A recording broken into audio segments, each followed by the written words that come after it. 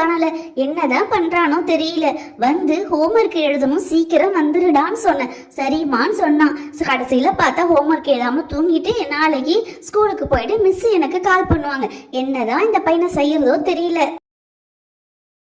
அம்மா நான் வந்துட்டேன். என்னம்மா ஏதாவது டிஃபன் செஞ்சு வச்சிருக்கீங்களா?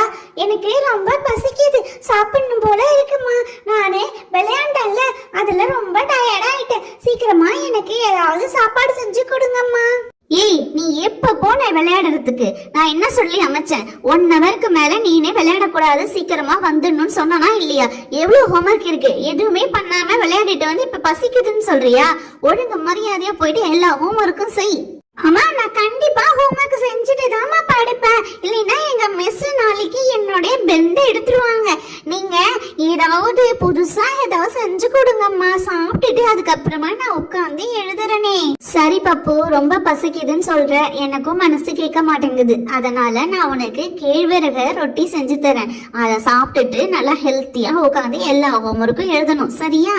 ஓகேம்மா, நான் போயிட்டு ஃபேஸ் வாஷ் பண்ணிட்டு வந்துடுறேன். நான் வந்த பிறகு நீங்க செய்யுங்க. நீங்க எப்படி செய்றீங்கன்னு நான் உங்களை பாக்குறேன். ஓகே பப்பு, நீ போயிட்டு ஃபேஸ் வாஷ் பண்ணிட்டு வர்றதுக்குள்ள நான் எல்லா காய்கறிகள் மற்ற பொருள்லாம் எடுத்து வைக்கிறேன். நீ வந்த பிறகு செய்யறேன் பப்பு.